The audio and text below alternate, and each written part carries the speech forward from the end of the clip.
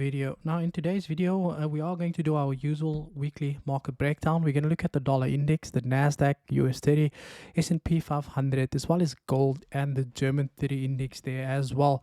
If you're new here, a sub would be appreciated as I provide valuable educational content. If you enjoy the video, a thumbs up would be appreciated there as well. Now I had a question from one of my students that asked if the Federal Reserve had hiked the interest rates by 0.75 basis point, why is the stock market rallying to the upside? Now, if you go look at the video I did last week, Sunday, I specifically said that we have these companies that are reporting their earnings. I also said that you can see the percentage that they make up. You can see Apple's making up 12%. Here you can see Microsoft's making. These are the top gunners in there. So if these companies had reported a positive, earnings, then you expected the stock market to rally. And that is basically exactly what had happened. Apple came through with a positive earning. Amazon came through with positive earnings. Microsoft that fell short. But as a result of that, the stock market was so bullish this week, but that does not mean that that is going to continue. Now, what do we have for last week? Again, we are just going to write off the 2.5 or the 0.75% basis point that the Federal Reserve had hiked the interest rate. Next week, we've got the PMI, we've got the job openings, we've got the NFP coming through there as well, the unemployment claims, and we are also going to see the PMI, the ISM services PMI coming through there as well. So keeping that in mind, we are going to make some trading decisions. Now, we're going to start with the dollar index on the monthly time frame. Now, if you remember the last breakdown I did, I said it would be good for us to see this candle close with a long wick, because this normally means that is a retracement on the lower time frames. Now, the market moves, makes an impulse, a correction, and then an impulse. And when you talk about the retracement, this wick you see here is normally a retracement that we will probably see on the weekly time frame. And we got on the weekly time frame, we can see the market made an impulse, correction, and we can expect that continuation to the upside there as well. Going back to the monthly time frame, firstly, we can obviously see that the market firstly is currently testing this strong level of resistance over here, that we can see that the market is currently rejecting quite aggressively. Again, you can go to the video I made last week as a further reference. So the market is currently testing strong level of resistance, and the market also broken above this strong level of resistance here. Once resistance gets broken, it then becomes support. So we definitely expect the market to now start this next impulse, as Jerome Powell said, that they are looking to hike the interest rate further as well. On the weekly time frame, what do we see? Now we can firstly see we had this massive impulse. We got that correction, and if you take your Fibonacci from the low to the high of the impulse, you can see how the market had tested, rejected the 61.8, which is known as the golden ratio. Market also tested and rejected this previous level of resistance that is now acting as support, giving us a further confluence that we can expect the market to rally to the upside on the weekly, on the daily time frame. Once again, you can see we have this similar story that we have over here. Now, if you go back on the weekly time frame, just to get our take profit level, you take your Fibonacci on this correction over here. Sorry about that. We take our Fibonacci on that level over there, and we could potentially see the market, or let's just work on the previous level of resistance here on the monthly time frame. So what we basically are looking for is yeah, there we go. So basically what we do, the next target that we are looking for is about 113.100 for the market to rally in the long term there as well. So you can definitely expect the dollar index to increase in value in the long term, because the Federal Reserve had said that they are going to continuously hike interest rate to get inflation down to at least 3% by the end of this year as well. And then obviously they have until 2023 to do that also. So we can definitely expect the dollar index to go increase in value there in the long term. Also, I've made this forecast in the past before, and you've probably seen that take place there as well. Next up, we do have the NASDAQ 100 on the monthly time frame. The market will now come, and this is basically now coming at this level that I have spoken about also many times before.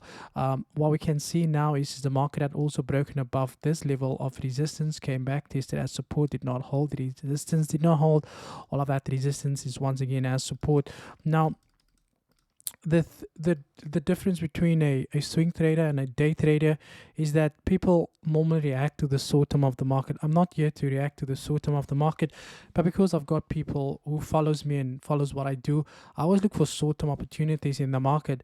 And a good example of that would be if you go on the 1 hour time frame. Now I made that video on the NASDAQ, was on Friday, and the market was trading, I think it was trading somewhere at this level here somewhere, but I made the video and I said there's a sell coming. Now by the time some of you came to watch the video, the market probably rallied to the upside already. But if you have me on Instagram, you'd have seen that me and most of my students, we already got into that sell to the downside as well. So it's important that when I do send out these videos where I just say sell, it's important that you do watch it and not watch the video like 5-6 hours and then say, oh, but it's, like, but these breakdowns, it's important that you watch them before the time, because we caught the sell there yesterday as well. But any case, let's move on. So here on the weekly time frame, what is it that we have over here? Not sure why the internet so slow, but on the weekly time frame, once again, the market had basically, if you keep your candle, your this hairline tool over here, you can see the close of this candle was 127.16.27, and the close of this candle was 129.48. However, the market had just printed this W formation. Now after a W formation, you obviously expect to pull back to the neckline before seeing a potential continuation to the upside. Now I'm going to stick to what I said last week, because I follow my own analysis, and because of my high probability setups that I've been continuously publishing, the market, based off my own analysis, I do see the market pull back to that level there before rallying to the upside there as well. Market also currently testing this strong structural level in the market over here, acted as a level of resistance, support, and now resistance once again there as well, giving us a further confirmation that we can definitely expect the pullback there as well. Now here on the daily time frame, price action is very interesting.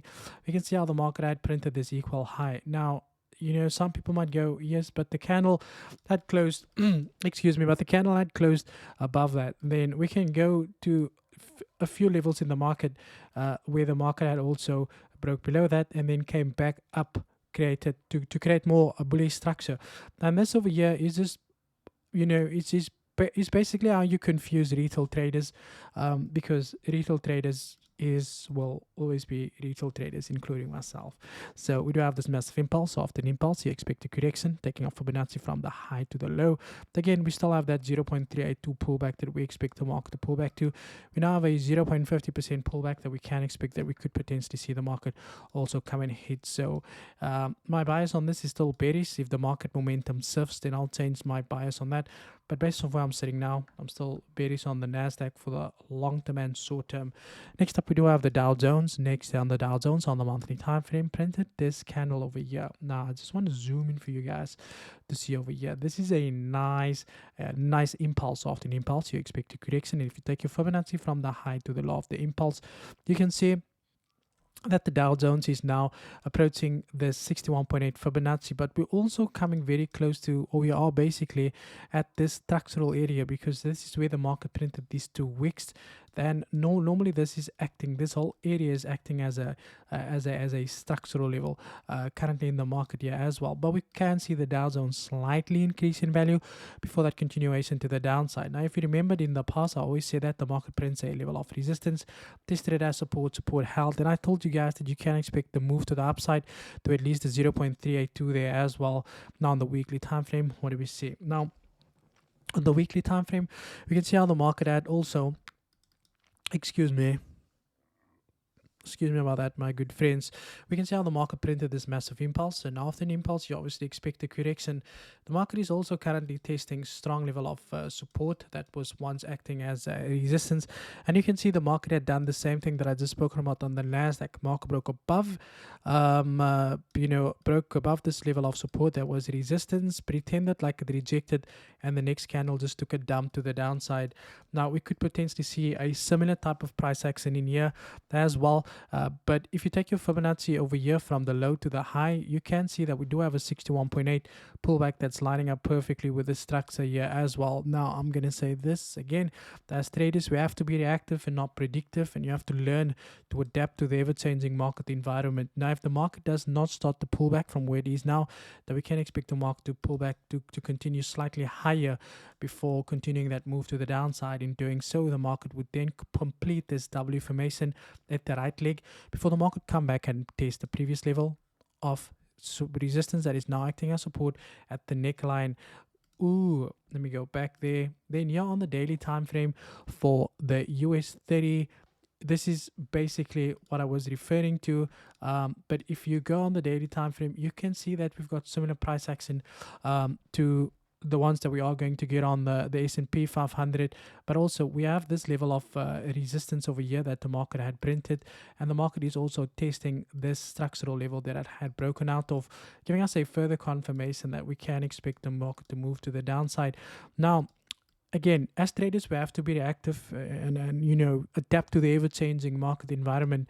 If the market does break above that, then by all means look for buys. But if you are right, keep it to yourself and just enjoy the momentum to the upside. Because if the market does change, then I will give you guys an update on there. Okay, you don't need to worry about that. Next up, we do have the S&P 500. I'm not going to do a full breakdown. You've got similar price action here on the S&P 500. S&P 500 pays a slightly cheaper per price. So you have no problem trading this here as well. You can see we got the same structural level that we do have on the Dow Jones. Again, the S&P 500 might go slightly higher before moving to the downside, to the downside there as well. But we have to wait and see what happens. But again, my bias, guys, because I'm a swing trader, I'm more than happy to start looking for selling opportunities once my rules are satisfied there, and then have a stop loss in a good secure place as well. Next up, we do have gold. Now, gold has been doing nothing but the best, and these are the levels that I basically lined up since the last time that we spoke. And because I said that the market was testing a very strong level of support, and obviously by when the market hits support, you obviously expect that pullback there as well. And if you go on the weekly time frame, what do we see now? On the weekly time frame, you can see the market printed this massive impulse, started this correction, and if you take your Fibonacci from the high to the low of the impulse, the market just tested and is showing some slight rejections of the 0.382, where we can expect the market to potentially pull back, because we can expect the gold to melt in the long term because of the dollar index increasing in value there as well. Now, on the daily time frame, what do we see? Now, from a daily perspective, if you look at this structural level over here, this is probably a very strong structural area in the market over here. This level over here acted as a level of support multiple times. The market broke below that and is now testing it as a level of resistance. Market also printed this massive impulse. After an impulse, you expect a correction, and the best way to measure that correction is by taking your Fibonacci from the low to the high. Now you can see we do have a 61.8 pullback that's lining up perfectly with this structure.